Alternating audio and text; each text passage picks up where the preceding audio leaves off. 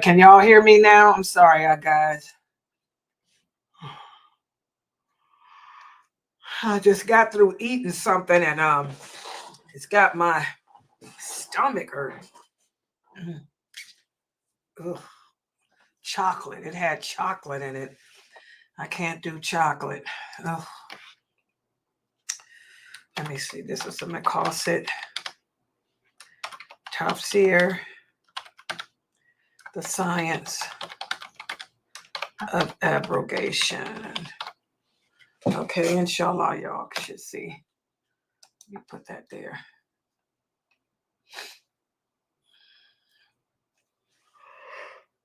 Oh, excuse me. All right.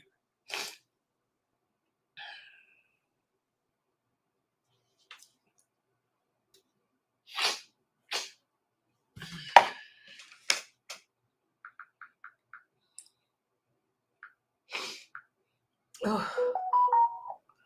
Well, there's Rumble. Give me a second, guys. Oh, just a second.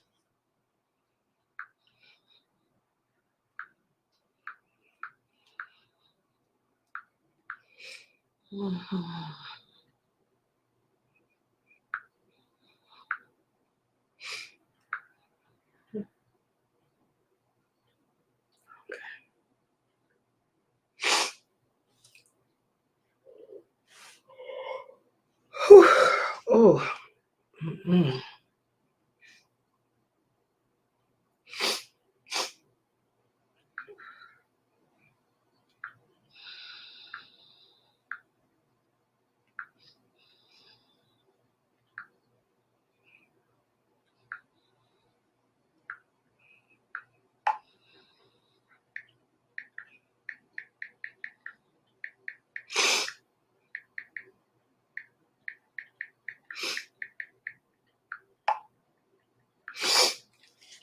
Okay, guys. Inshallah, I'm sorry. You guys can hear me. Inshallah. All right. Inna alhamdulillah wa salat wa salam ala wa rasulullah. I want to welcome everybody to our Quran class. And I was just looking at the email from the new Shahada here.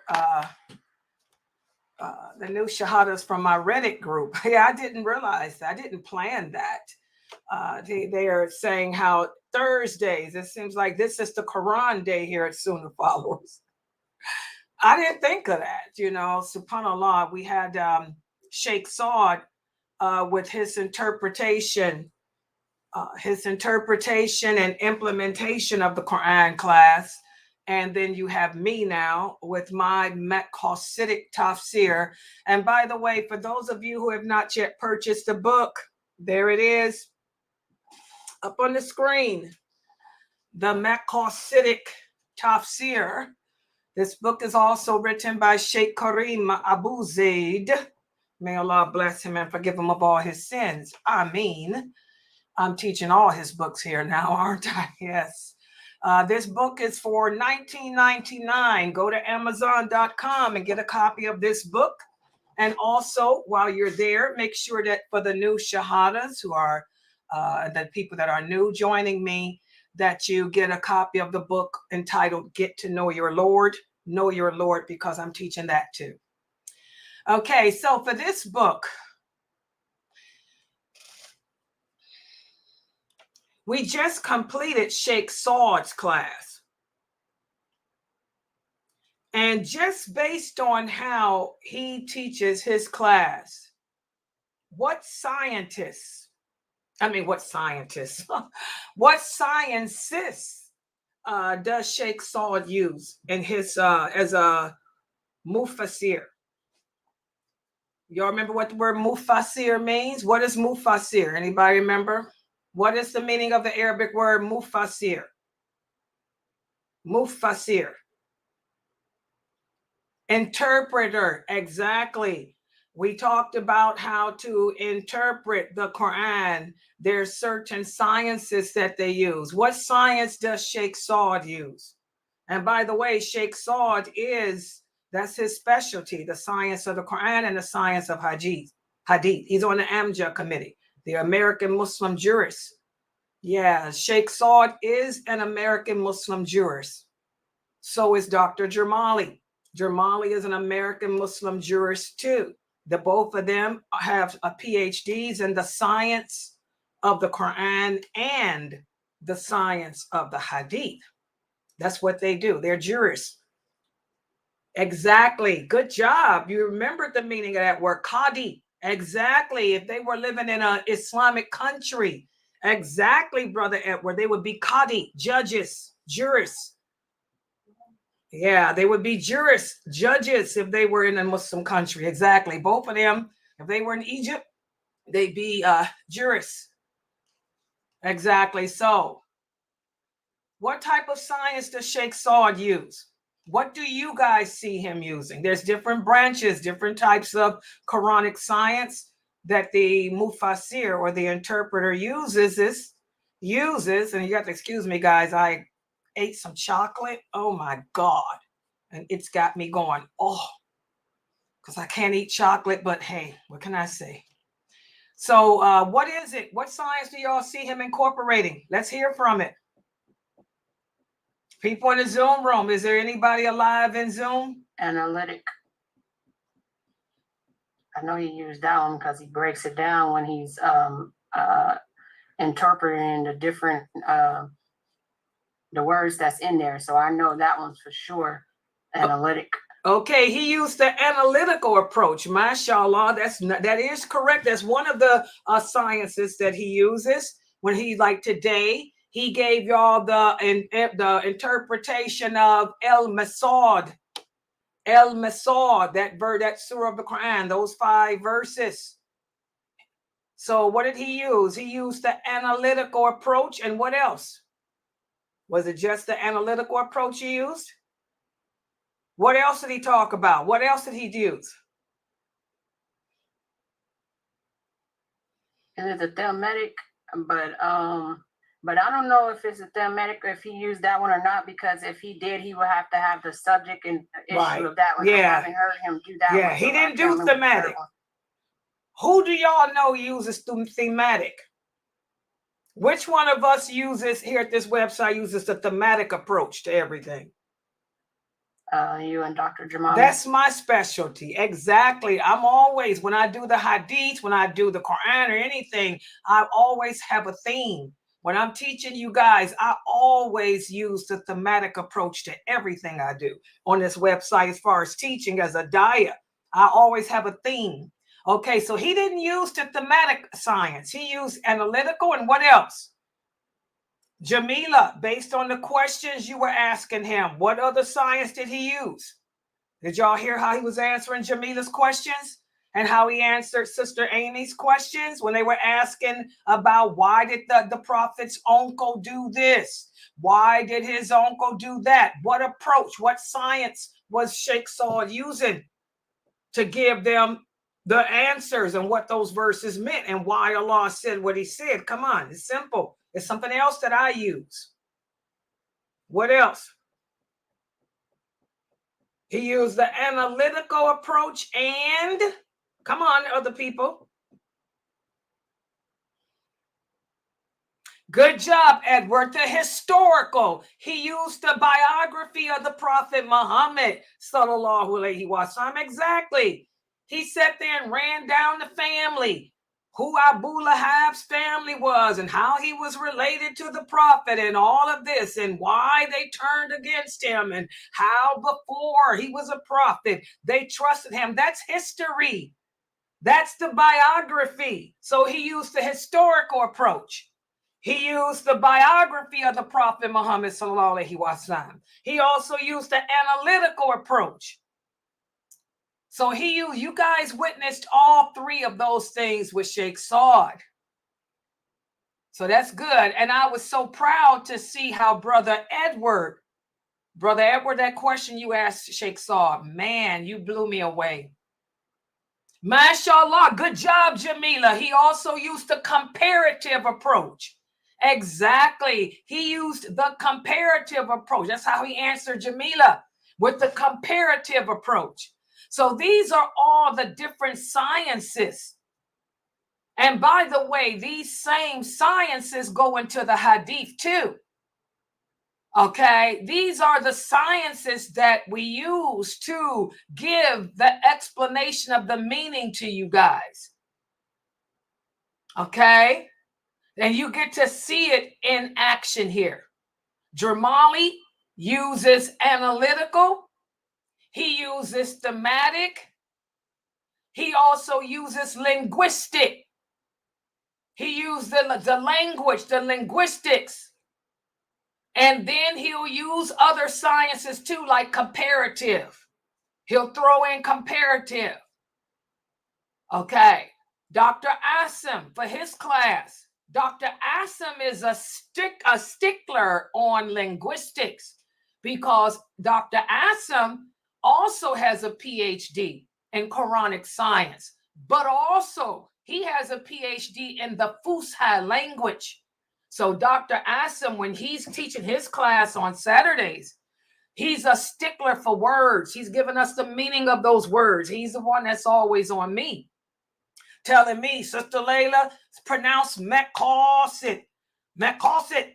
What does it mean? To break it down. He's a stickler on vocabulary and grammar, the Arabic grammar, the Arabic that. So you guys get to see the different sciences of the Quran, you know, put to use in these classes. And we use the same sciences with the hadith. My thing is hadith. Okay. So the last time we met for this class, we talked about another science that is used by the mufassir or the interpreter, and that's connectivity. Who can remind us what does it mean to know the science of connectivity in order to reach the maqasid, the higher aim? The highest aim of understanding the meaning of what Allah is saying, so you in turn can apply it to yourself. You have to know the science of connectivity. What's the science of connectivity? Who can remember that? How each of the surahs connect together. You might have one surah from Al-Fatiha, and then it's another surah from Al-Yam, and how whatever is in there connects together. So it's the how they connect. The yes, how the words, the sentences, the themes connect. Who's a stickler here at this website on connectivity? Who uses connectivity more than anyone else here? Of all the teachers at Sunnahfollowers, who uses the science of connectivity the most? No, not for the Quran.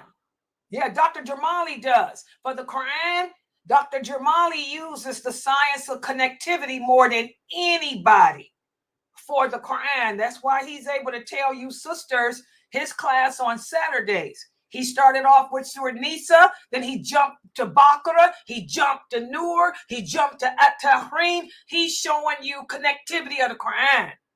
Who else uses the science of connectivity at this website besides Jamali? Not really. I know you and Morsi. Me, exactly. Don't nobody use the science of connectivity more than I do. But I don't use it with the Quran, I use it with the hadiths. That's why I want y'all to see the same science. That's my thing, is hadith. Connect the science of connectivity. You have to be able to connect those hadiths. You can't just read one sentence. You read the hadith that says, the Prophet sallallahu alaihi wasallam said, if you knew what I knew, you'd laugh little. How many of you read that hadith? That is a hadith. But is that the whole hadith?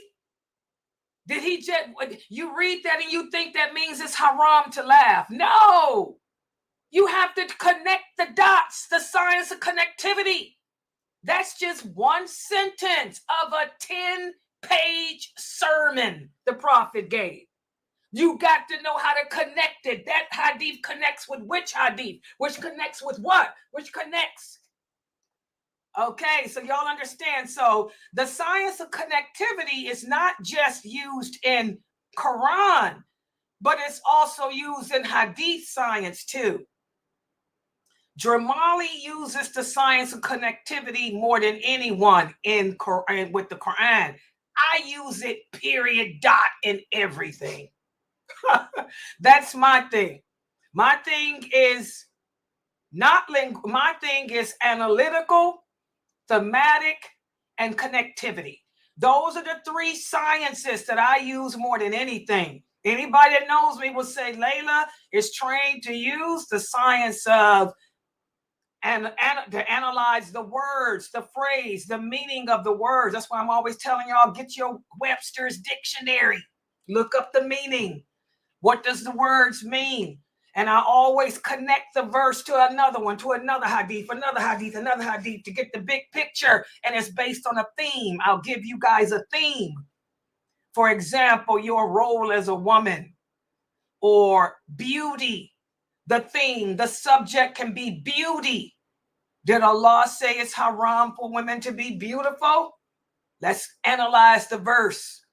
Let's analyze the words. Let's look up and connect these hadiths to the other hadiths and the other verses of the Quran that go with it and all of that clarify it. Connectivity. I love the science of connectivity, guys. Okay, so we've learned about all of that. We've learned about the science of analysis, the science of history, the science of connectivity, linguistics, thematics, and comparative. Well, today for this chapter, and this is the first time I've ever taught this, so bear with me. For today's pages, we're just going to cover 2 pages of this book. Today, we're going to speak about the science of abrogation. The science of abrogation. And this is the first time that I've taught this to any of you guys. When I was a kid, I memorized with the hadiths. I can tell you all the abrogated hadiths because I memorized them as a child. And I have a photographic memory. But today I'm going to go into the science of abrogation. The science of abrogation. Okay, so let's take a look at this. And this is in regards to the Quran. So let's put the PowerPoint up on the screen. Yeah, I memorized this stuff when I was a kid. Thank God, because there's no way I could learn this stuff now. Especially when I got my stomach hurting like this because I ate chocolate. Yeah, you can't eat chocolate, guys, when you have bariatric surgery. That was 12 years ago. I had this surgery 12 years ago. Do y'all know I still can't eat chocolate? I just ate a little bitty bit of chocolate and it's got me sick. I'm really sick. And I love chocolate. Yeah, white chocolate. Oh, yeah, you had the surgery too, sister? How long ago did you have yours? Okay, she had hers 15 years ago and she says she still can't eat it either. You can't eat chocolate either? Yeah, white chocolate. I can eat white chocolate too. But you guys know white chocolate is not chocolate. White chocolate is not really chocolate. I can eat all the white chocolate I want because it's really not chocolate. But if I eat chocolate, oh, I get like this, real. Sick. So it's never going to go away, huh? 15 years for you and you can't eat it. Me neither. All right, let's put the PowerPoint up on the screen. We always get into the girl talk, you know. Y'all have to excuse. For you brothers, walaikum salam, Brother Tajri, y'all have to remember my dawah. My dawah is geared towards women, but I got more men listening. So you brothers are welcome to join my classes, but y'all just be ready for the girl talk. We do girl talk in between stuff, you know. All right. Oh, you had bariatric surgery too, brother? Brother Jim? Hey, check this out, Mina. Brother Jim said he had bariatric surgery too. When did you have yours, brother? Is it any different for the men? Okay, he said he lost over 200 pounds. Good job. I lost over 200 pounds too. More like 300. But anyway, what else? Oh, and you can't eat it. He said even the men, he can't eat chocolate either. He can't eat no sugar. I can't either. I don't do sugar and I don't do salt. I can eat Splendor. Yeah, you do Splendor? Alhamdulillah. Big Jim. You a Caucasian brother too. I see your picture there, Big Jim. All right. Oh, he said he likes learning from me. May Allah bless you. Oh, you one of the new Shahadas, Big Jim? Oh, mashallah, Sister Amy's friend. Okay, Amy, are you from Reddit? By the way, guys, I do have a Reddit channel. It's called Protectors of the Sunnah. A lot of these new Shahadas y'all see here are coming from Reddit because I made a Sunnahfollowers online channel. And it's called Protectors of Sunnah. And join it, y'all. I only got 5 subscribers. I just got 5 subscribers. Let's get more subscribers. But alhamdulillah, some of the brothers, the other duat, the other callers, they're sending the new shahadas to me for some reason, which is good. I appreciate it. Yeah, they did. He said the imam of his mosque sent both of them. Okay. Oh, so you and Amy are really friends. Y'all getting ready to get married or something?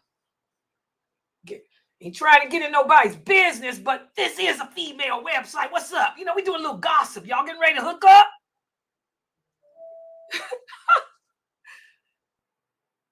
Oh, wait a minute. Hold on, guys. I just gotta. Mina, check the Sunnahfollowers phone. Okay. You girl, look at this. Somebody just, who is this sent this? Justin Leroy. Who's Justin Leroy? Oh, this is Brother Tajri? This you, Tajri?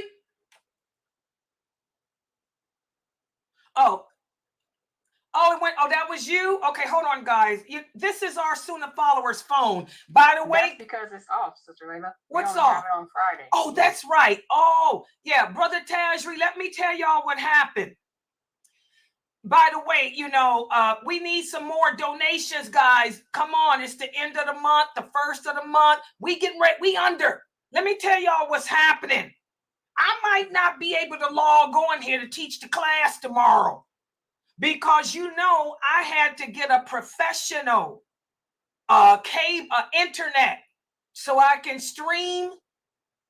And that with Spectrum is expensive.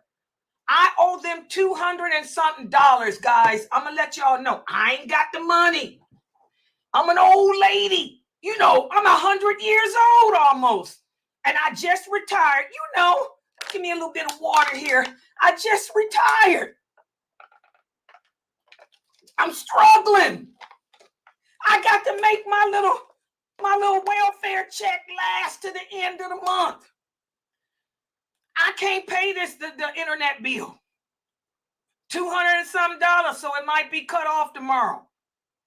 If y'all got some donations, and remember, we are a nonprofit organization. Let me put that up there. Let's do it. Here we go. 501c3 nonprofit organization, EIN 562324211. Uncle Sam is going to be knocking on y'all door in a couple of months. You're going to need some tax write-offs. Y'all got to support this website, seriously, because I did not pay, because I can't give my money because I got my rent to pay. My rent is $2,000. Oh, yeah, I'm a uptown girl. You know, I'm an uptown girl living in an uptown world. My rent is $2,000. That's half my income. So I can't afford to pay the Sunnahfollowers cable bill no more. What's it called? The high-speed internet no more. Somebody send us a donation for $250, please, so Layla will not be able to log on here. Y'all will be coming here for class, and hey, no internet. I've been paying it, but I can't. Fresno told me not to pay it. I messed up. But anyway, This is part of it too. This is the Sunnahfollowers phone. Did you read his message? Yeah, I gotta listen to it. It's not a text message, it's an actual voice message. I gotta go to it. Oh, is his voice on there? Is he sound like a little kid? Is Tajri Oh, a young? no. How old is Tajri? Is Tajri a young man or an old man or a little boy? And look at this. Somebody called abandoned call. Who's this? Oh my God. Okay. Tajri, we'll get back to you. She's going to check out your call. Or do you want me to listen to it, Tajri? I don't even know how to work our phone lines.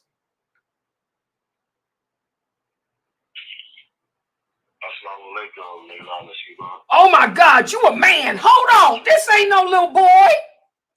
Tajri, you a grown man. Y'all hear that voice? Do you mind me listening to it? Let me see.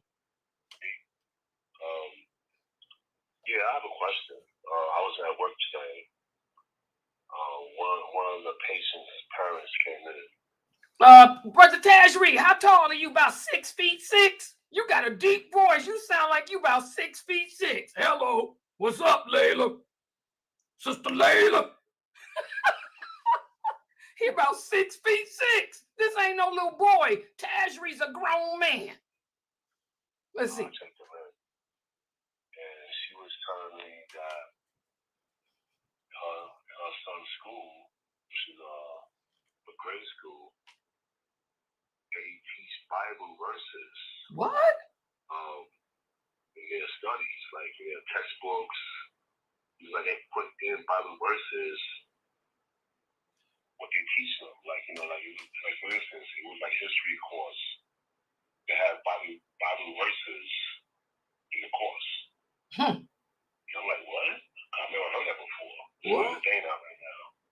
So I just want to call and tell you about this, and hopefully you could talk about this soon in class.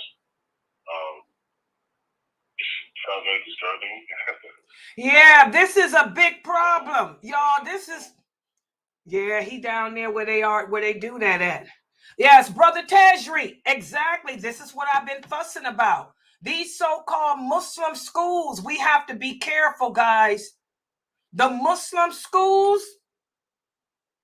the Muslims have imitated the non-Muslims. We got not only molestation and stuff going on in some of these schools, but here you're supposed to be an Islamic school, and instead of you having a curriculum that focus around Tawheed and Aqidah, you got a curriculum that focuses in on Bible studies. That's probably one of the Mu'tazila. Remember, we talked about the different groups, and I was telling you guys in my lecture yesterday that a lot of the Muslims here in America are part of the, how do we say it again? I can't do it. My throat. More, what is it? Mina, say it. The one I taught y'all yesterday. The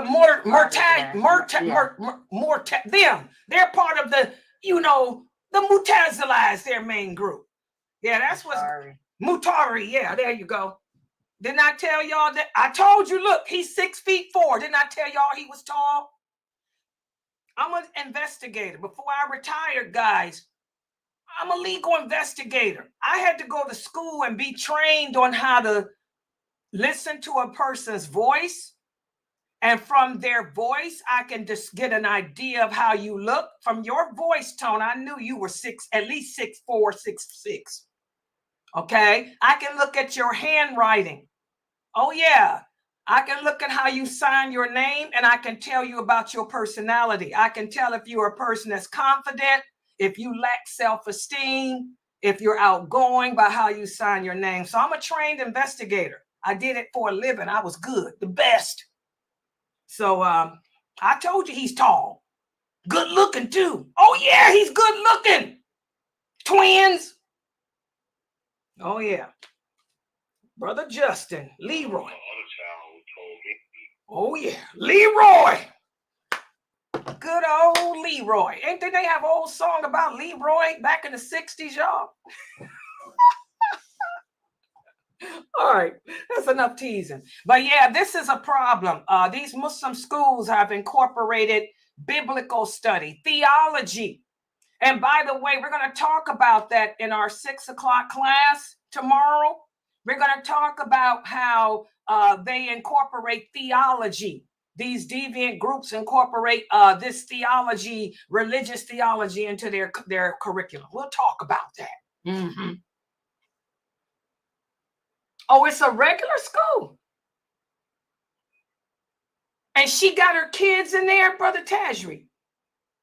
Oh, yeah, we'll talk about that tomorrow. Believe it or not, Brother Tajri, I know a lot of Arabs. This is pathetic. There's a lot of Arabic people that put their children in Catholic school. Now, what an oxymoron is that? You're going to take a Muslim child, put it in Catholic school where they have to call upon the Virgin Mary and pray to statues. Oh, yeah, Arabs are big on that here in America. Oh, yeah, put their kids in Catholic school. Yeah, we'll talk about that tomorrow. That's going to be, in fact, that is the topic for tomorrow's class, theology, how we have deviated away from Aqidah and Tawheed, where we're incorporating the Kafir theology into our schools and stuff. Yeah, we're going to talk about that. Yeah. Okay. Brother Tajri, he's a grown man, 6'4", tall, like Negan. You walk around with a baseball bat like Negan.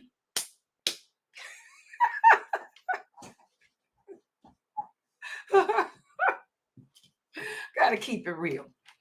All right, let's get back to the topic. All right, let me put the PowerPoint up. I'm going to have to cut all this out. Now, see, this is why I have to cut my videos. I got to cut all this out. All right, hold on, let me put it on. Okay. All right, let me see. Check this out. Yes, by the way, yes, tomorrow. Tomorrow is my Q&A. Exactly. You brothers are crazy. Okay, may Allah bless y'all, though. MashaAllah. Y'all took my mind off of my pain. Y'all don't know. My stomach was hurting. It stopped now. Y'all made me laugh it away. Okay, here's the PowerPoint. And then, by the way, this is the first time I ever taught this. So let me see. I hope I can do it right. Okay, we're going to speak about the science of abrogated verses of the Quran. And this is pages 95 through 97 of the book. So take your books out. And I'm trying to simplify it to try to make it as easy to understand as possible.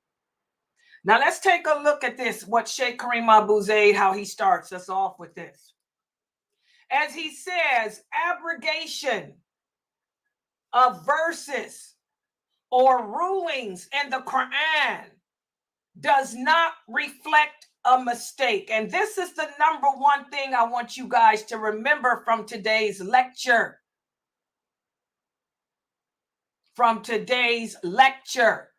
Because there are some Muslim groups out there who call themselves Muslim groups, but they'll say that Allah made a mistake in the Quran, or Allah is contradicting himself in the Quran. They look at the verses of abrogation as being verses of contradiction and verses of mistake. And that's not the way we should view this. Remember, Allah is perfection. Allah never makes mistakes and Allah never forgets.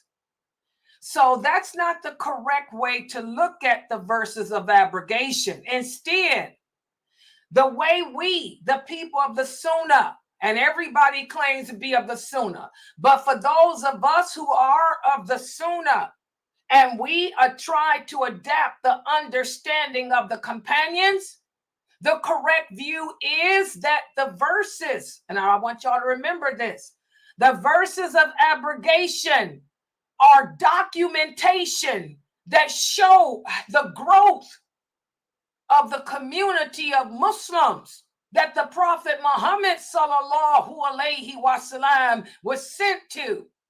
Okay? It shows how those companions grew, how they grew in their faith, how they grew in their practice, how they grew in their relationship with Allah. That's what the verses of abrogation represent. They're not contradictions or mistakes. It shows that the companions grew in their relationship with Allah to the point that Allah took away some things before they even did them in certain, some rules, before they even did them in certain cases. So to understand the development of the Muslim community and the stages of challenges that we contend with, it's essential for the interpreter to understand the rulings of Allah and the verses which may help to direct that development. That's what the verses of abrogation are. Did I make this simple? People in Zoom, did I simplify that? Yes. Okay, good. Because I don't want y'all to listen to these brothers on YouTube who are sitting around saying that Allah made them some mistakes. Okay, and all that other garbage. So abrogation also, not only does it show the growth of our companions and this nation in general, not only does it show our evolvement, because remember, we evolved. Some of us evolved from being Christian. Some of us evolved from being Jewish. Some of us evolved from being pagans. So not only does it show our evolvement as a nation, but also it reflects the mercy of Allah. How Allah is so merciful to us that he lifted the rulings to make the religion easier for us. Does everybody understand that? I'm trying to break this down in my words because I know the words that Sheikh Kareem used can be a little bit confusing because it's United Kingdom English and we are Americans. Americans haven't spoken English in centuries. Okay, so abrogation shows growth and abrogation also shows the mercy of Allah, because he lifted or did away with certain rules or regulations to make it easy for us. And when it comes to the abrogations, this is the second point. When it comes to the abrogations, the scholars of the ulama, I ain't talking about these brothers in America who call themselves scholars because they graduated from Harvard. I ain't talking about these Muslim brothers and sisters who got their PhDs online from some so-called Islam institute. I'm talking about the real scholars of the ulama that the rest of this ulama recognize as being people of knowledge. Well, they categorized the rulings which Allah abrogated in the Quran into three categories. So I want y'all to know this. This is the third point of this chapter. Not only are the verses of abrogations a reflection of our evolvement and growth as an ummah, but they're also a reflection of Allah's mercy, and the scholars of the ulama, the real scholars, categorize these into three different categories. Everybody got that? I'm taking it slow because it's the first time I've taught this to you guys. The first category, Allah abrogated rulings before the Muslims can carry out. So in other words, the first category of abrogations are those things that Allah did away with. Those things that Allah canceled out, those obligations, those rules, those commands that Allah took back before the Muslims even did them. An example of this I really love this example that Sheikh Kareem Abu Zaid used. May Allah bless him. And Kareem, if you're listening to me, right on, bro. You my brother from another mother, because this was a beautiful example. I thought of another one, but I used yours. He gave an example of how, remember when the Prophet Muhammad sallallahu alayhi wasallam, remember when Allah commanded Prophet Abraham alayhi salam to sacrifice his son? That was a law. That was a command. Allah had the angel Jibreel call out to Abraham and tell him, you must sacrifice. You must prove to Allah that you love him more than even your son by sacrificing your son. That was a command. Allah abrogated it. That means he canceled it.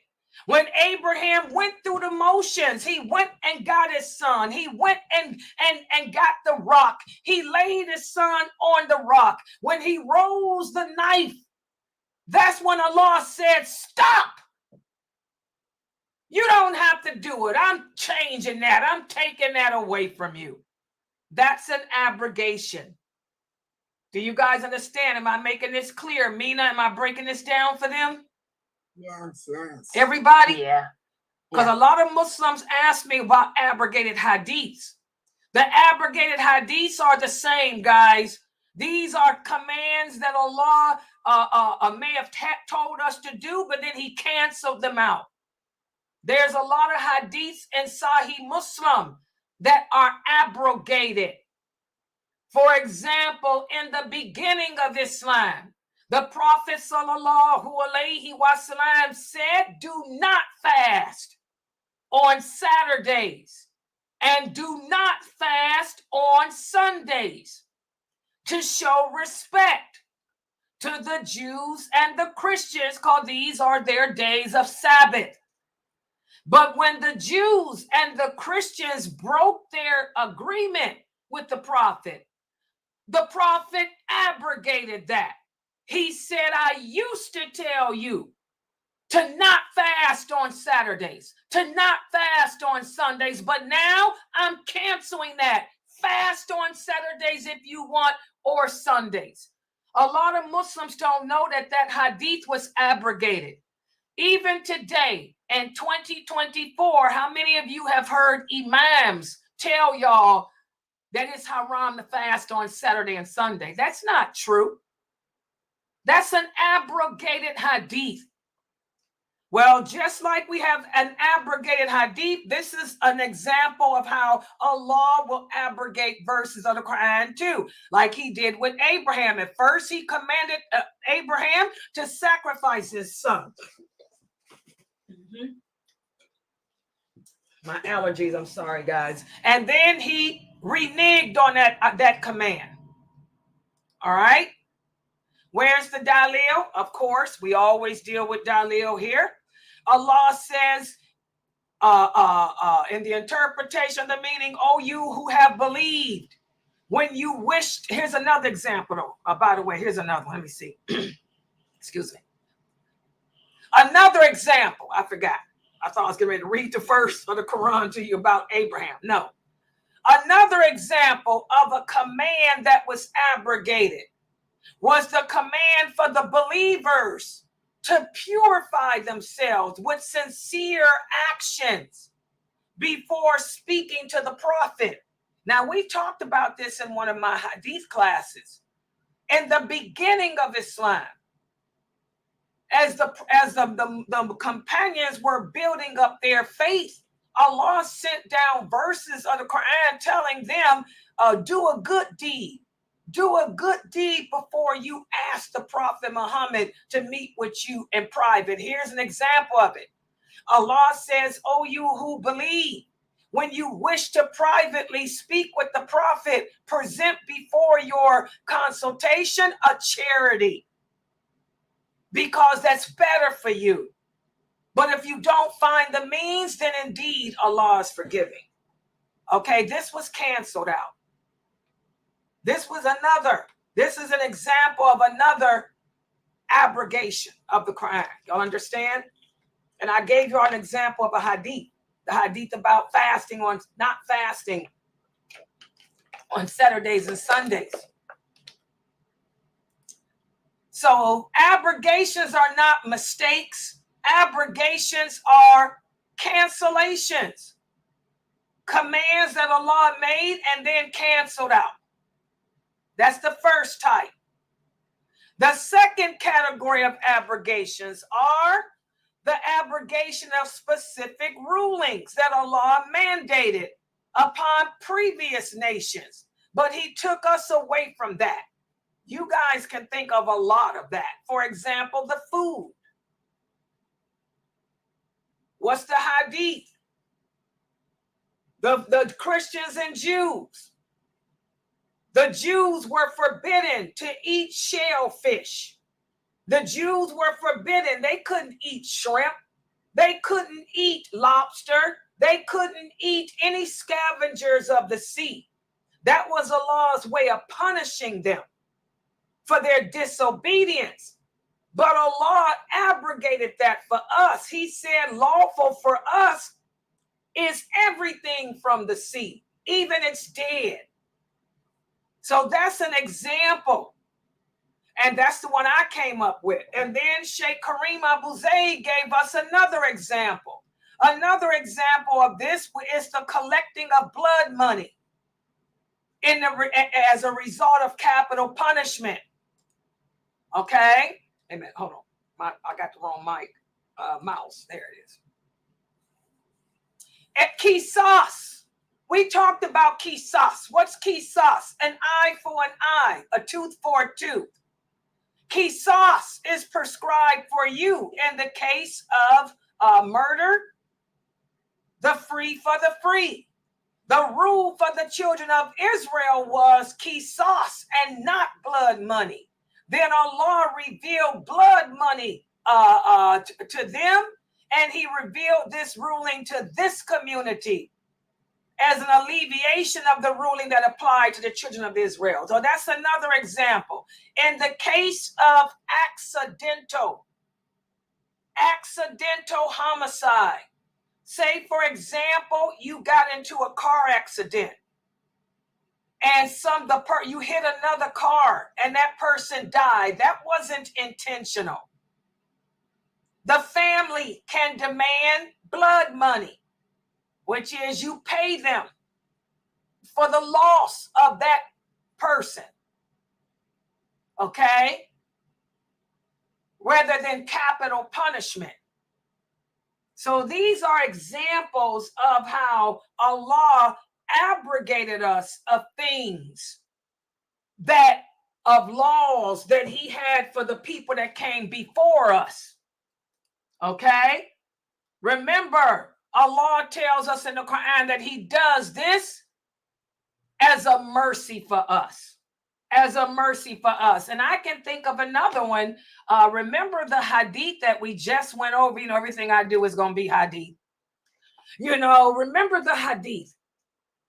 Whereas Allah sent down the verse of the Quran. There's a verse in the Quran, another abrogated verse, where Allah says that he would hold you accountable.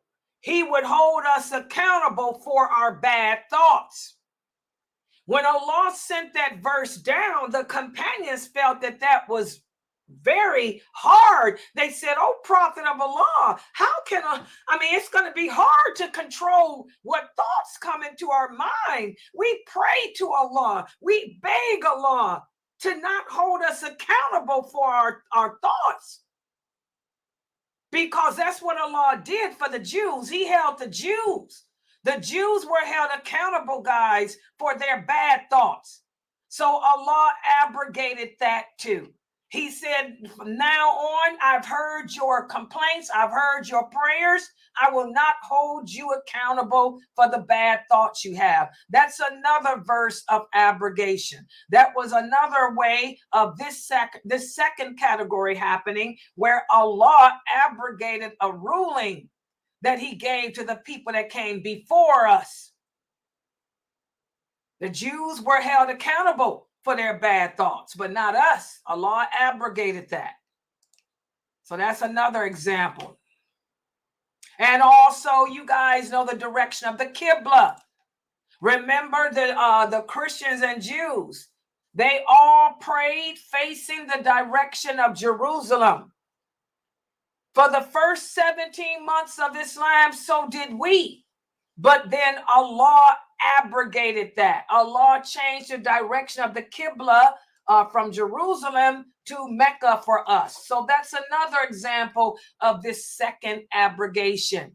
These are specific commands or specific rules that Allah gave to the people that came before us, but he abrogated us from them. We can eat everything in the sea. The Jews can't. We don't have to pray facing Jerusalem. The Jews and Christians do.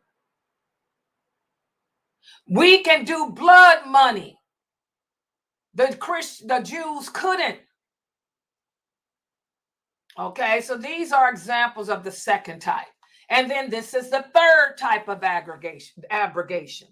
The third type of abrogation of rulings were those which Allah commanded due to a specific condition, which stopped to be a casual condition.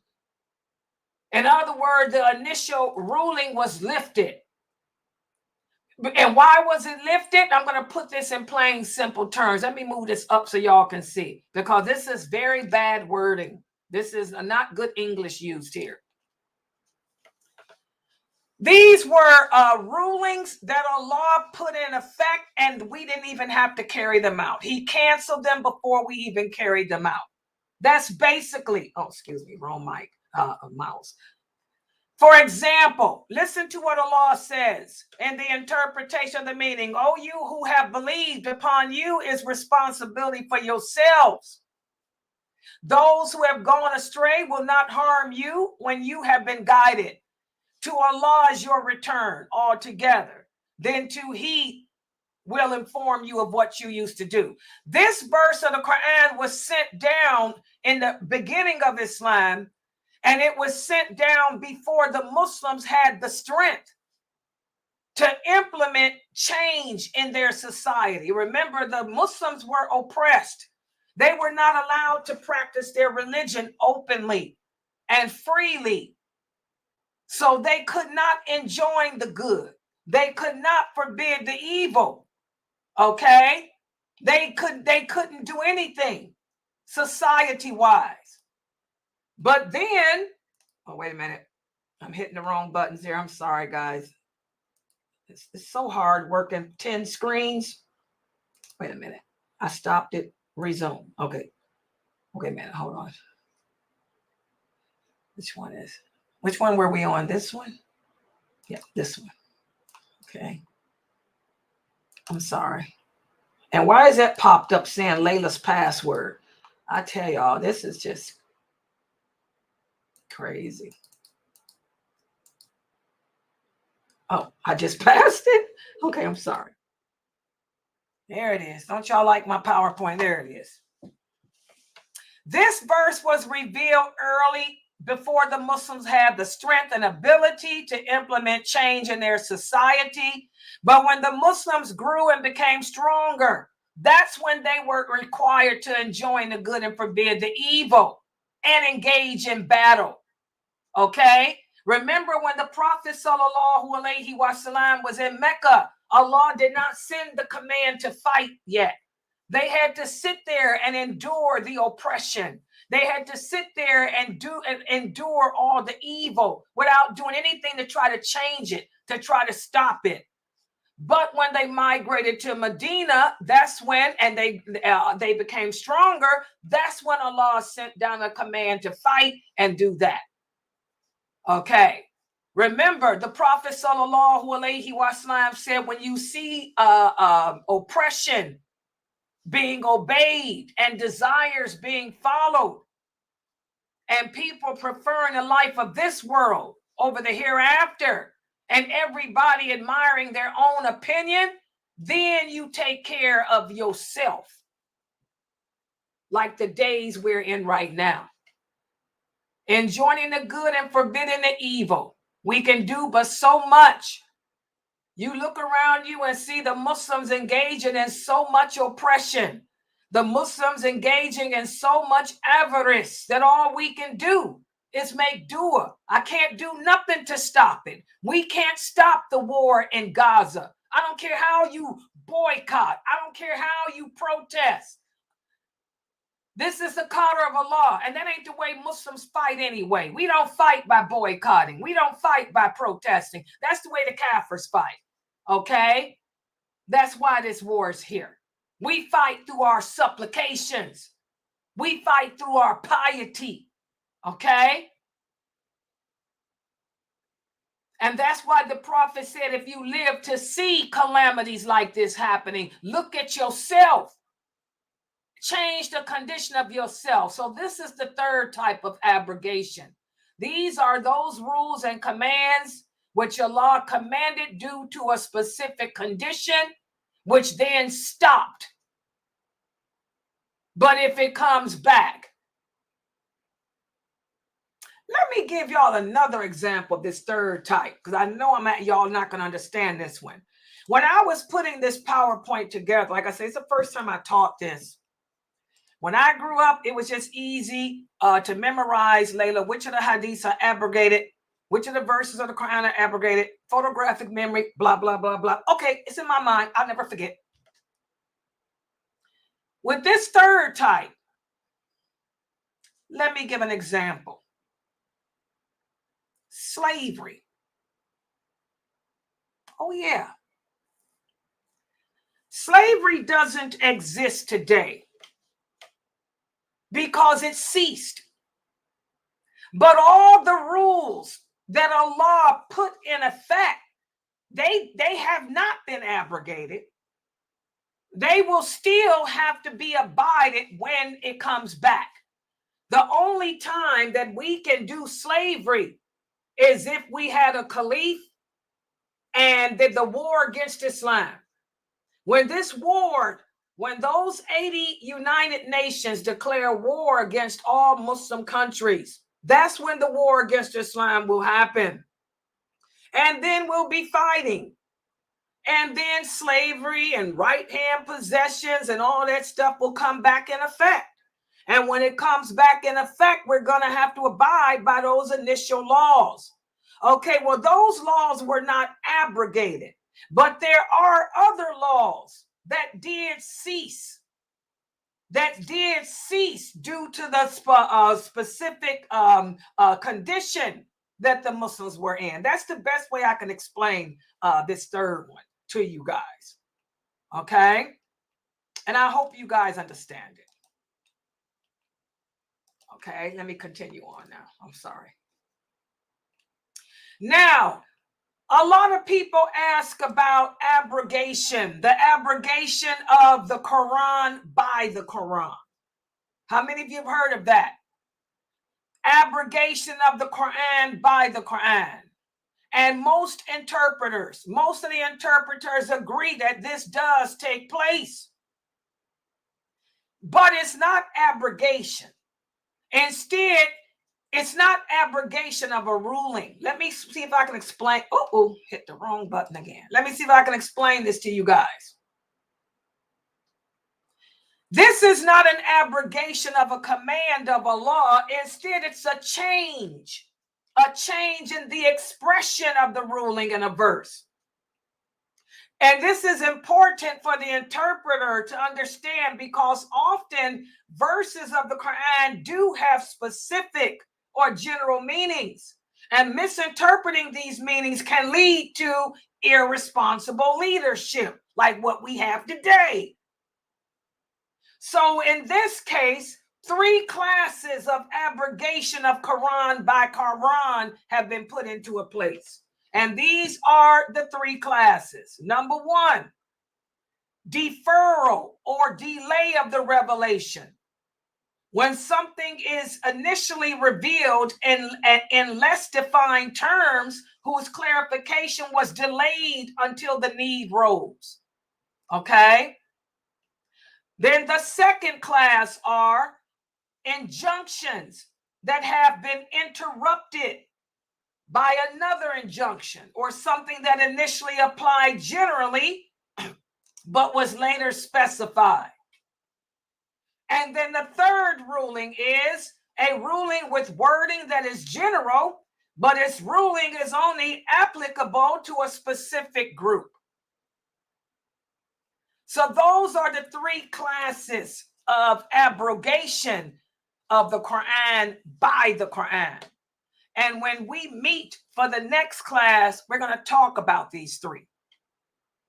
I didn't want to go into them today because I don't want to confuse you guys. But what I want you guys to walk away understanding today is, hold on. Uh-oh, I messed it up again. I'm sorry, guys. Y'all just have to bear with Layla today. Well, I want y'all to walk away today understanding is that the Quran, abrogation does not mean that Allah made a mistake. Abrogation does not mean that Allah forgot anything or the Quran is filled with stuff that's not true. Abrogations are blessings from Allah that come as a result of this ummah growing, evolving, becoming stronger.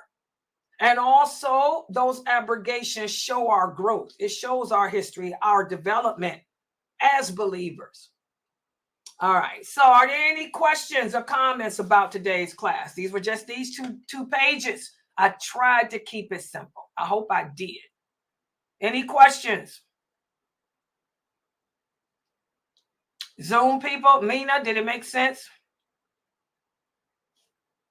Yeah, it makes sense. For the third one was basically the ruling that was lifted, and it can come back, but it's just seized for right now. Right. Exactly. That's all you need to know with that. Exactly. Yeah, as you guys can see, the science of the Quran. I mean, if these Muslims, I mean, if you see that, you have to be very careful who you take your knowledge of this religion from. These people sitting up on YouTube giving lectures, are they qualified? Do they know the science of the Quran? How can you sit there and teach Quran Tafsir? You don't even know the science of the Quran.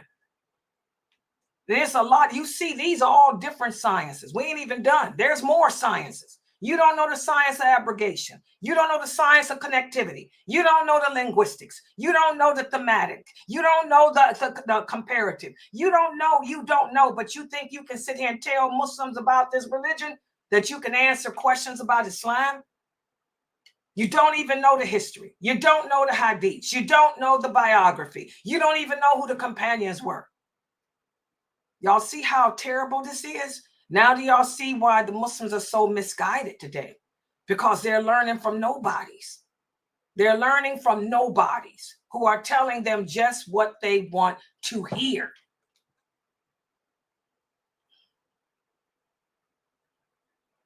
Exactly. As Sister Asa said, it's crazy, but believe it or not, we have these groups. Those are those deviant groups, guys. The Shiites do that too, y'all know. That's why I tell y'all, be careful of those Shiites. There's a lot of Shiites on YouTube. That's why I worry about Brother Ahmed. Brother Ahmed is a young brother, and he listens to a lot of these people on YouTube who are Shiites. And these Shiites, you know, they call themselves Muslims, but they slander the Prophet's wife. How can you call yourself a Muslim, but you call Aisha a prostitute? They refer to Aisha as being a prostitute. Oh, yeah. These people are crazy. And then they also go around and say that Allah made mistakes in the Quran. And there's other Muslims that do that too. I don't understand how you can call yourself a Muslim and not believe in the hadiths. That's another big problem here in America. We got these Wallace Dean Muhammad. These brothers and from the Wallace Dean Muhammad groups. They don't believe in the hadiths. All they believe in is Riyadh Salihin and the 40 hadiths of Nawawi. That's it. What kind of Muslims are these? And we wonder why Allah sent the war to us. Why is it that Allah is sending all these hurricanes, calamities, war, and all this stuff to us? Look around. Look at our iman. Subhanallah. Yeah, any other questions? Yes, tomorrow. Oh, yeah, let me show the commercial. You want me to play the commercial? Okay, I'll play the commercial. Hold on. You're going to be in here listening? This kid said no school for him tomorrow. No school for you tomorrow? Okay, here's the commercial. Hold on, where's for my Q&A? Don't I have, yeah, let me play it. Assalamu alaikum. Hot topic for this upcoming Ask Sister Layla live show. This Friday, 9 p.m. Eastern. Ustada Layla Nashiba, she will be addressing the older men chasing younger women to marry to feel young again. Walis and imams seeking new shahadas to marry to complete half their deen and more. You're not going to want to miss this show. Streaming on all major platforms. See you there, inshallah. Channel Sunnahfollowers.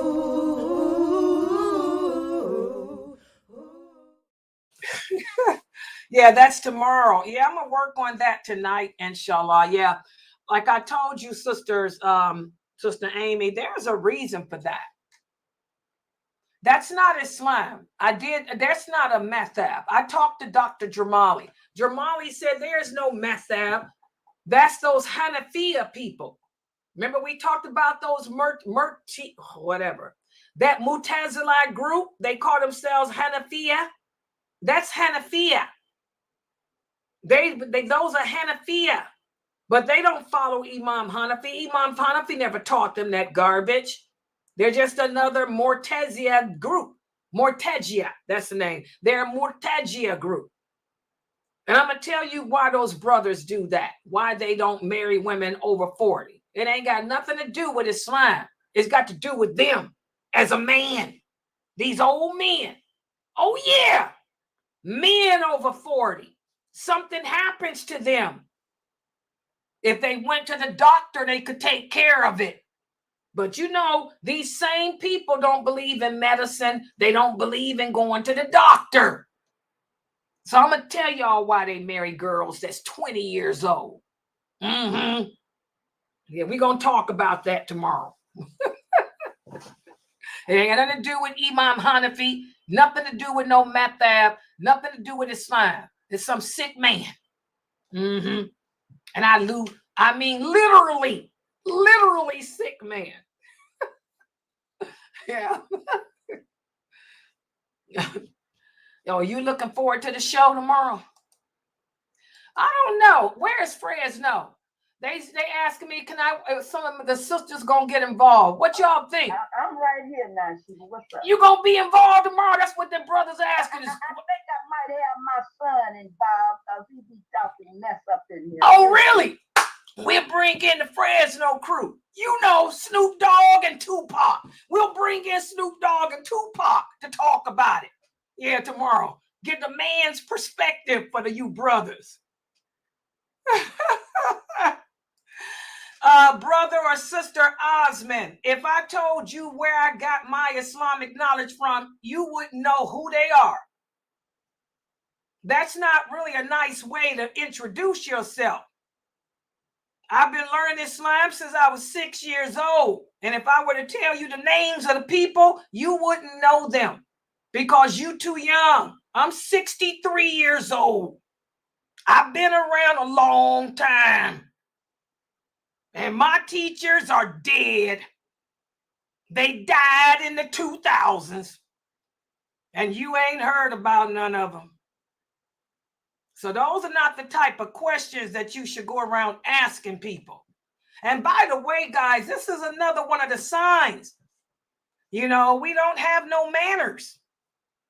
We don't have no good manners with each other. Who I learned from, who my name, my people are, that shouldn't matter. It's what do I say? Do I base my teachings on Islam? Do I base my teachings on what the Prophet said? Do I base my teachings on what the companion said? Or am I just giving fatwa? Or am I just talking about shake, shake, shake? That's what you should be listening to if you're a person of knowledge. But all those other personal questions are not important because I'm much older than you. You don't know the people I hang with. We don't run in the same circles. We ain't even from the same race. So what's the point? Keep it moving. We ain't even the same sex. Keep it moving. All right. So Fresno, you're going to bring your son up in here tomorrow? Yeah, I'll see. Brother Tajri, are you going to be up in here tomorrow, Brother Tajri? Mr. 6'4", who I thought was a little boy, and here he is a grown man. Yeah, that's going to be interesting, though, guys. But yes, I'll have all that information for you, sisters. But that is not a madhab. That is not a madhab. It may be the Hanafiya, but the Hanafiya are part of the Murji'ah. That is not from Imam Hanafi. Those are Murji'ah. And America has a lot of them. You have to be careful of them. Yeah, any other questions? And by the way, guys, please support this dawah effort. We are a nonprofit organization. We are Sunnahfollowers Online, an online Islamic school. We are not new, just like I'm not new. I'm an old woman, 63 years old. My website's been around since 1986 due to Google. We've been around since 1986. And we need your donations to stay on the internet. Like I was telling you guys, if I don't log in tomorrow, you know what that means. That internet wasn't paid. Nothing I can do. It's too high for me. I ain't got no $250. How did we get behind $250, Fresno? I paid last month, didn't I? That means I was a month behind. Yeah, so we need y'all's donations. Okay, guys, I'm going to log out for tonight. Inshallah, I'll be back here tomorrow for the 6:30 class. We're going to be doing Get to Know Allah, Know Your Lord by Sheikh Kareem Abu Zayd. Get his book, and we'll be continue speaking about these deviant groups. Subhanakallahumma wa bihamdika. Ashhadu an la ilaha illa anta astaghfiruka wa atubu ilayk. Everybody have a good night. Assalamu alaikum. Oh, yeah, and don't forget to join us in the 24-hour Zoom room for behind-the-scenes access.